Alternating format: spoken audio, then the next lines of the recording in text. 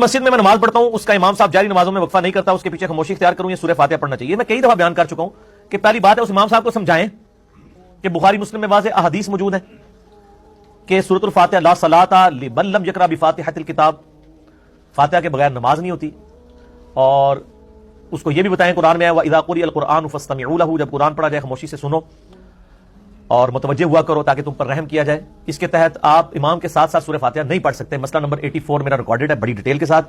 نبی علیہ السلام جو ہے سکتہ کیا کرتے تھے رکوع سے پہلے، جس میں امام خاموش ہو جاتا ہے اور مقتدی فاتحہ پڑھتا ہے، جس طرح ہم کرتے ہیں یہاں پہ جاری نمازوں میں۔ تو ایسے امام کو پہلے ایجوکیٹ کریں، اگر پھر بھی وہ سکتہ نہیں کرتا تو آیات کے دوران جو تھوڑی تھوڑی دیر کے لیے وہ سانس لیتا ہے اس دوران پڑھتے جائیں، اور وہ بھی اگر نہیں لیتا کنٹینیوس پڑھتا جا رہا ہے، جیسا کہ وہ حرم مکہ کا امام ہے۔ مدینہ شریف والا امام تو سکتے کرتا ہے، مکے والا نہیں کرتا، تو پھر اب ظاہر مجبوری ہے، فاتحہ کے بغیر تو نماز نہیں ہونی ہے۔ اب اس کا ببال اسی کے اوپر ہے، آپ اس کے پیچھے نماز پڑھیں اور سورہ فاتحہ آپ ضرور پڑھ لیں تاکہ آپ کی نماز ہو جائے۔ فاتحہ چھوڑ نہیں سکتے، فاتحہ پڑھنی پڑنی، ٹھیک ہو گیا۔